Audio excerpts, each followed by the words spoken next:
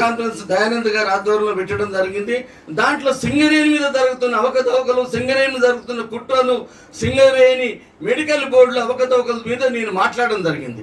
దాన్ని సహించలేక, దానికి భయపడి, అరే వీళ్ళు సింగరేణి వైపు కన్నెత్తి చూస్తున్నారు, సింగరేణిలో నాదే నియంత్రణతో నడవాలి, నా యొక్క మొత్తం హయాంలో అనేక కోట్ల రూపాయలు దోచుకుంటూ అక్కడ మెడికల్ బోర్డులో జరుగుతున్న అవకతవకల గురించి ప్రశ్నించేందుకు భరించలేక, భయపడి, ఎక్కడ మేము వస్తామని భయపడి దాడికి పురుగొల్పినందుగా నేను భావిస్తున్నాను. దీన్ని తీవ్రంగా ఖండిస్తున్నాం. దీన్ని చట్టపరంగా మేము ఇమ్మీడియట్గా కేసు పెట్టినాము.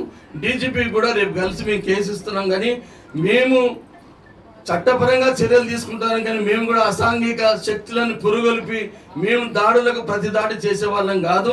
అటువంటి ఆలోచన మాకు లేదు. మేము ఏదైతే ఈ దుర్మార్గమైన చర్యలు చేసిండో అది సంజయ్ రెడ్డి గారు గతంలో చేయలేదు కాబట్టి వారికి ఏ సంబంధం లేదు. వారు కూడా ఈ దాడిని ఖండిస్తాడని మేము ఎదురు చూస్తున్నాం. ఆయనకు కూడా తెలియకుండా కొంతమంది ఇందులో చొరబడి, ఐఎన్టీసీలో చొరబడి ఈ దాడిని చేసినట్టుగా మేము భావిస్తున్నాం.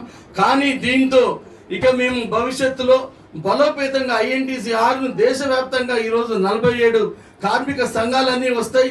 తెలంగాణలో ఉన్న అన్ని సంఘాలను కూడా మా రాష్ట్ర అధ్యక్షుడు గుంజా శ్రీనివాస్ గారి ఆధ్వర్యంలో బలోపేతం చేసి ప్రతి జిల్లాలో కూడా ఉన్న అన్ని సంఘాలను ఒక్క తాటి మీద నడిపి దీన్ని ముందుగా గొప్ప ఐఎన్టీసీ 6ను మాదే అసలైన ఐఎన్టీసీగా ప్రకటించి దీన్ని ముందుకు తీసుకుపోదామని మేము తీర్మానం చేసినాం.